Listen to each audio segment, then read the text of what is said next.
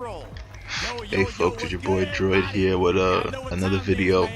First thing I want to say is I want to apologize for the microphone quality for this video.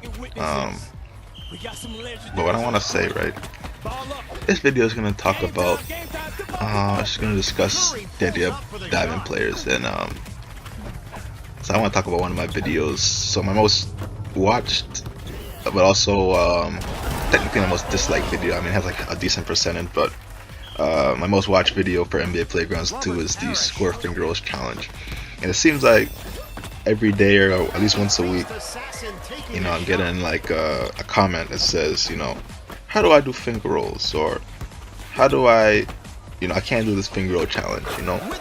And I want to say, I think, I'm going to be 100% honest, I think the finger roll challenge is extremely easy. I think the only issue with that challenge is really the fact that, you know, you might get a shot blocked and you might, you know, miss it. Cause that's just the game design. They don't want a dominant strategy, quote unquote.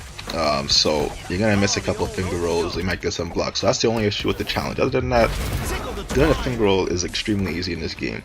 It's basically a dunk with no turbo. Make sure there's no one in front of you when you do it. If you cannot get that technique down, you have no business using diamond players to begin with. And I know it sounds harsh, but it's the truth. And I'm going to tell you why. You see, people want the diamond. You know, the diamond, because I think the diamond players is the best player. I'm going to tell you something that I learned in NBA Playgrounds 1 and NBA Playgrounds 2. We get a little bit caught up in the stats of a player. You know, how good a player's statistics are. Who that player's name is. You know, you see online, you'll see a lot of Steph Curry's, you know, Dirks, those kind of guys, like really good stats, you know.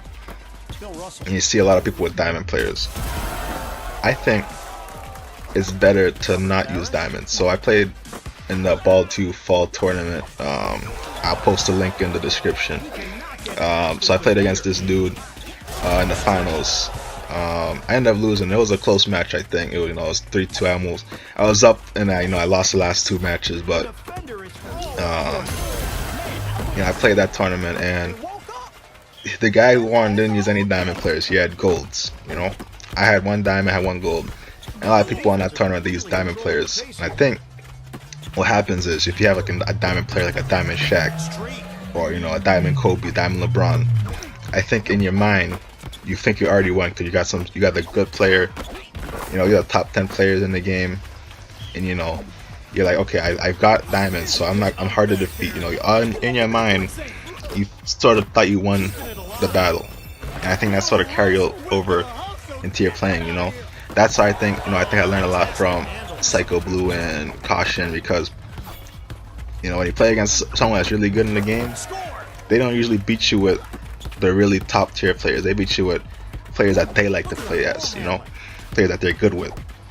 So that's what I learned. So I played that tournament. I used Sabonis, and I used Ahmad Abdul-Rauf. He's a common player, you know, he's a decent player in this game. And then, you know, Caution he's using like commons and epics just like I am. And, you know, it's but a lot of people in that tournament, they use, you know, legendary players, you know, top tier players. And I think what happens is when you have a top tier player, I think it's just a mental thing where you think you're gonna win because you have, you know, diamond Shaq or something. But you have to have a sort of fundamental knowledge of the game, fundamentals of basketball, fundamentals of this basketball game, to really have a good chance of winning the game. So that's why I think diamonds are overrated. This match that I'm playing in the background here, this was the first match I played on PS4. So, you know, most of you know I play on PC mostly. And you know, they said they were gonna do crossplay, but I don't really believe them. Due to last year, so I ended up getting on PS4 when I got a PS4, and I was like, I don't really want to grind all these, you know. I got a ton of diamonds on PC, so I'm like, I'm not gonna grind all these players. And what I did, so I just was like, okay, I'm just gonna go to bronze dude. I went with bronze Parish in the first match. I'm sitting there, everyone's like diamond and gold. They're probably looking at me like, man, this dude's gonna get, these dudes suck. And you know, I end up getting, I don't want to spoil the match, but you know, it's a good result in the end. And I just sit there and I'm like, that's just how the game is, you know. You have to have, if you have the skills, you can play with any player in the game. Guarantee. You can play with Vucevic, you can play with Beverly, whatever low tier players in this game, you can play with them. You know, but if you think, like, if you go for the really good players, like I have a video on here, top 10 players.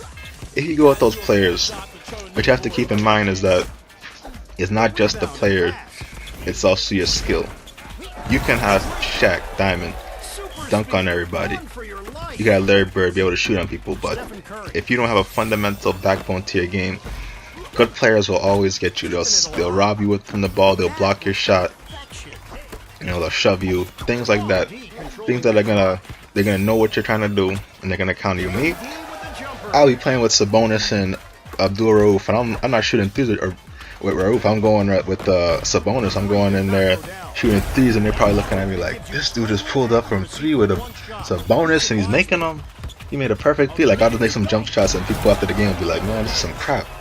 Like, this dude made some crap shots. He's going out there shooting like half-court shots, and I try to throw people off, because if you know, people are gonna think that you can't make that shot in your mind. If you once you make it, that mental edge, you know.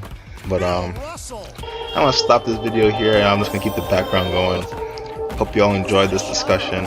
Feel free to leave a like, subscribe, comment. Thank you.